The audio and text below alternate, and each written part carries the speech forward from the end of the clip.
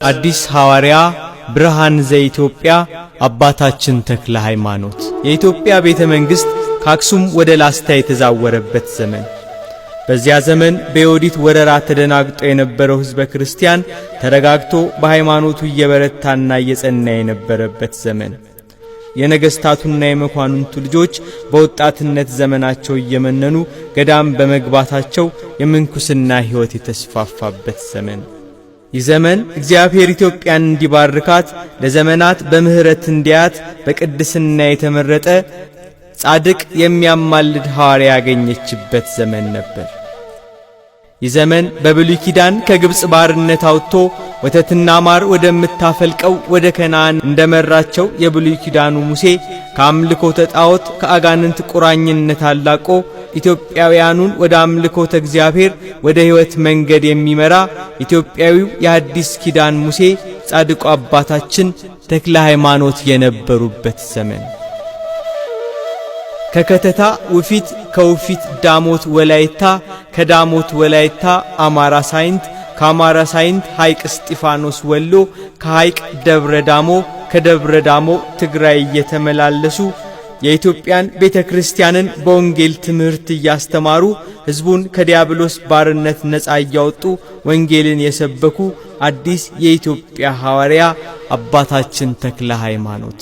ስሙ በሕይወት መጽሐፍ ያልተጻፈ በገዳምህ በደብረ ሊባኖስና በስምህ በታነጹ አብያተ ክርስቲያናት አይቀበርም። በሕይወት ዘመኑም ገዳምህን አይረግጥም። በበዓልህ ቀን ቅዱስ ሥጋዬንና ክቡር ደሜን የተቀበለውን ስማቸው ከተጠራው ገድላቸው ከተነገረው ከቅዱሳን ልጆች ጋር እደምረዋለሁ። ስምህን የሚጠራ መታሰቢያህን የሚያደርግ እስከ 10 ትውልድ ድረስ እምርልሃለሁ። መታሰቢያህን ለማድረግ ያልቻለ ድሃ ሰው በስምህ ያዘነውን ቢያጽናና የታመመውን ቢጠይቅ መታሰቢያህን የሚያደርጉ ሰዎችን በሥራ ቢያግዝ ለመንግሥተ ሰማያት አበቃዋለሁ ብሎ ጌታችን ቃል ኪዳን ይሰጣቸው። በገዳማቸው መናንያኑ እርጥቡን እንጨት እንደ ደረቅ እንጨት በጻድቁ ቃል ኪዳን እያነደዱ ዳቤ የሚጋግሩበትና በተለያዩ በሽታዎች የተያዙ ሰዎች ከዚህ እሳት በሞቁ ጊዜ ከህመማቸው የሚፈወሱባቸው፣ ለ22 ዓመታት በሁለት እግራቸው ለ7 ዓመታት በአንድ እግራቸው ቆመው እንባቸውን እያፈሰሱ ለሀገራችን የጸለዩባት የደብረ አስቦ ዋሻ እስከ ዓለም ፍጻሜ ድረስ ስታነባ ትኑርልህ።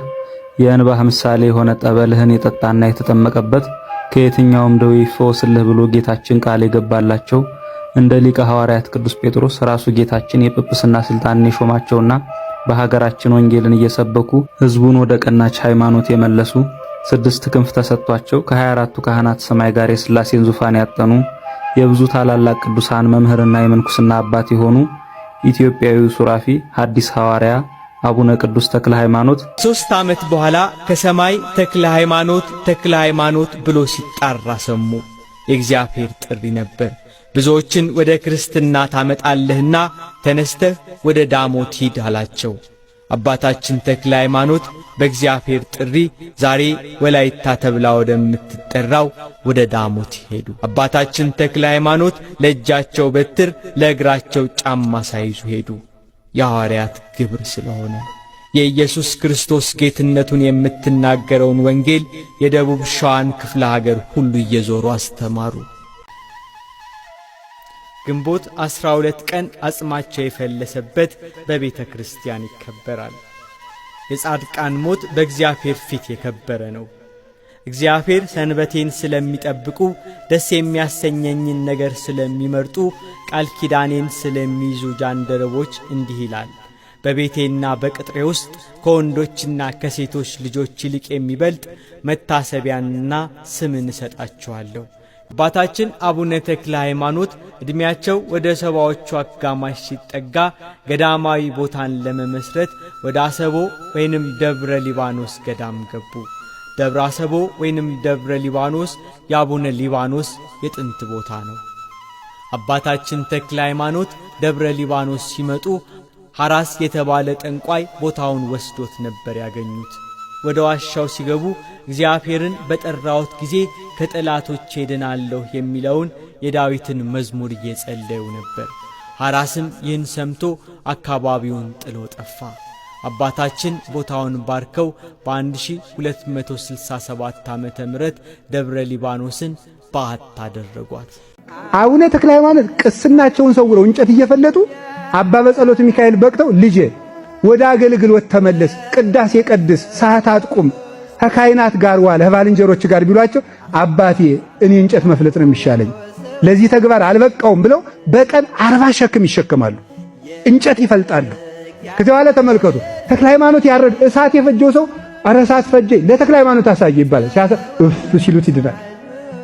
ወጥ በእጃቸው አማስለው ይሰራሉ። ለምን? ክርስቶስን ለብሰዋልና። ለብሰው እኔ በእኔ አምናችኋልና ጊንጥ ብትረግጡ አይነካችሁም ስላለ እሳቱ አይወጋቸውም ነበረ። ከአቡነ ኢየሱስ ማምነው 12 ዓመት ለፍተው ተጋድለው ቀሚስ ቅናት ተቀበሉ። ከአባ ዮሐኒ ሂደው ደብረ ዳሞ ቆብ ተቀበሉን፣ አስኬማ ተቀበሉ። ይሄን ሁሉ ተቀብለው ዓለምን አስተምረው ጣዖታትን አጥፍተው ሰዎችን ወደ ሃይማኖት መልሰው 99 ዓመት ተጋድለው ከዚያ በኋላ ተመልከቱ 7 ዓመት ሲቀራቸው ገርል እንዳልቀመሰ ሰው ሆኑ። 92 ዓመት ተጋድለው 7 ዓመት ሲቀራቸው ገርል እንዳልነካው ሰው ምን እንዳሉ ታውቃላችሁ? ዓለምን ሁሉ አሳምነው ከጳጳሳት በላይ ሆነው የሚካኤል ባልንጀራ ሆነው ከጌታ መንበር ደርሰው መጥተው ተሰውረው ሄደው ማለት ከሱራፌል ጋር አጥነው ተመልሰው ምን እንዳሉ ስሙ። ዓለምን አበራሁት ለኔ ግን ጨለምኳል። ለኔ ጨለምኩ። ጨው አልጫ ቢሆን ማን ሊያጣፍጠው ነው? መቅረዝ ቢጠፋ ማን ያበራለታል? ወይኔ ዓለምን አስተማርኩ እኔ ግን ጨለምኳል። ከዚያ በኋላ ተመልከቱ ጦር ተክለው ወደፊት ሲሰግዱ የፊተኛው ጦር እንዲወጋቸው፣ ወደ ኋላ ሲሰግዱ ወደ ኋላ እንዲወጋቸው፣ ወደ ግራ ሲል የግራው ወደ ቀኝ ሲል የቀኙ እየወጋቸው 7 ዓመት ባንድ እግራቸው ቁመው ጸለዩ። ተክለ ሃይማኖት 7 አክሊልን ተቀበሉ። አንድ ስለ ጸና ሃይማኖታቸው፣ አንድ ሃይማኖት ስለ ማስተማራቸው፣ አንድ ካላውያን ነገሥታት መከራ ስለመቀበላቸው፣ አንድ ጣዖታትን ስለ ማጥፋታቸው፣ አንድ ስለ ጸሎታቸው ብዛት። ይህን ሁሉ አድርገው ስለ ንጽህናቸው፣ ስለ ሃይማኖታቸው ንጽህና፣ ስለ ሕሊናቸው ንጽህና 7ቱን ተቀበሉ። በአብዝሖ ጻማ ከመ ነቢያት በሰቢከ ወንጌል ከመ ሐዋርያት በተቀስፎ ዘባን ከመ ሰማዕታት ጸሎቱ ውሂብ ከመ ማየ ውሂብ ዘይነጽፍ። ጸሎቱ እንደማይነጥፍ ውሃ ነው።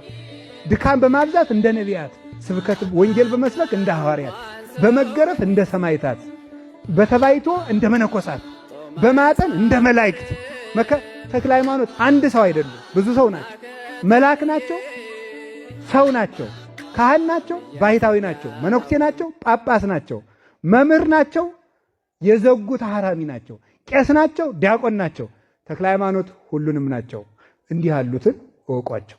ተክለ ሃይማኖትን ገድላቸውን ሁላችሁም ገዝታችሁ ብታነቡ እርግጠኛ ሁኜ እነግራችኋለሁ፣ አይጥ ቢኖርባችሁ ያጠፉላችኋል፣ የሰው አይጥም ያረቁላችኋል። እውነቴን እነግራችሁ። ደግሞ የተክለ ሃይማኖት ገድል ከተቀመጠበት ቦታ ምን አይልም፣ ሰው ጦሙን አያድርም። እኔ ራሴ አንድ ነገር ደብረ ሊባኖስ ደና እጅ አንድ ጊዜ መጀመሪያ የሄድኩለት ነው። ተክለ ሃይማኖት ገድላቸው ከተነበበበት ቦታ ጦም አያድርም ተብሎ እስቲ ያለው ብዬ አንበላም ማለት አንበላም ብለን ዝም ብለን ቁጭ አለ። ገዝተ መብላት እንችላለን፣ ቆሎ እንስጣችሁ ያሉ እናትም ነበሩ ከአዲስ አበባ የመጡን አንበላም ብለን ተኛን። 2 ሰዓት ተኩል ላይ አንዲት እብድ እየሮጠች መጣ። ለምንድን ነው ጦማችሁን የተኛችሁ? እኛ ጦማችን ተኝታን ብለን አልተናገርንም። ንፍሮ ሰታን በልተን አድረናል። ማንም ሰው እብድ ቢሆን ጅል ሰው ቢሆን ዘማዊ ቢሆን ንጹህ ቢሆን ተክለ ሃይማኖት ጦም አያሳድሩ። አቡነ ተክለ ሃይማኖት ቅስናቸውን ሰውረው እንጨት እየፈለጡ አባ በጸሎት ሚካኤል በቅተው ልጄ ወደ አገልግሎት ተመለስ፣ ቅዳሴ ቀድስ፣ ሰዓት አጥቁም፣ ከካህናት ጋር ዋል፣ ከባልንጀሮች ጋር ቢሏቸው አባቴ እኔ እንጨት መፍለጥ ነው የሚሻለኝ ለዚህ ተግባር አልበቃውም ብለው በቀን 40 ሸክም ይሸከማሉ፣ እንጨት ይፈልጣሉ። ከዚያ በኋላ ተመልከቱ ተክለ ሃይማኖት ያረድ እሳት የፈጀው ሰው ኧረ እሳት ፈጀኝ ለተክለ ሃይማኖት አሳየ ይባላል። ሲሉት ይድናል። ወጥ በእጃቸው አማስለው ይሰራሉ። ለምን? ክርስቶስን ለብሰዋልና። ለብሰው እኔ በእኔ አምናችኋልና ጊንጥ ብትረግጡ አይነካችሁም ስላለ እሳቱ አይወጋቸውም ነበረ። ከአቡነ ኢየሱስ ማምነው 12 ዓመት ለፍተው ተጋድለው ቀሚስ ቅናት ተቀበሉ። ከአባ ዮሐኒ ሂደው ደብረ ዳሞ ቆብ ተቀበሉን፣ አስኬማ ተቀበሉ። ይሄን ሁሉ ተቀብለው ዓለምን አስተምረው ጣዖታትን አጥፍተው ሰዎችን ወደ ሃይማኖት መልሰው 99 ዓመት ተጋድለው ከዚያ በኋላ ተመልከቱ 7 ዓመት ሲቀራቸው ገርል እንዳልቀመሰ ሰው ሆኑ። 92 ዓመት ተጋድለው 7 ዓመት ሲቀራቸው ገርል እንዳልነካው ሰው ምን እንዳሉ ታውቃላችሁ? ዓለምን ሁሉ አሳምነው ከጳጳሳት በላይ ሆነው የሚካኤል ባልንጀራ ሆነው ከጌታ መንበር ደርሰው መጥተው ተሰውረው ሄደው ማለት ከሱራፌል ጋር አጥነው ተመልሰው ምን እንዳሉ ስሙ። ዓለምን አበራሁት ለኔ ግን ጨለምኳል። ለኔ ጨለምኩ። ጨው አልጫ ቢሆን ማን ሊያጣፍጠው ነው? መቅረዝ ቢጠፋ ማን ያበራለታል? ወይኔ ዓለምን አስተማርኩ እኔ ግን ጨለምኩ አሉ። ከዚያ በኋላ ተመልከቱ፣ ጦር ተክለው ወደፊት ሲሰግዱ የፊተኛው ጦር እንዲወጋቸው፣ ወደ ኋላ ሲሰግዱ ወደ ኋላ እንዲወጋቸው፣ ወደ ግራ ሲል የግራው ወደ ቀኝ ሲል የቀኙ እየወጋቸው 7 ዓመት በአንድ እግራቸው ቁመው ጸለዩ።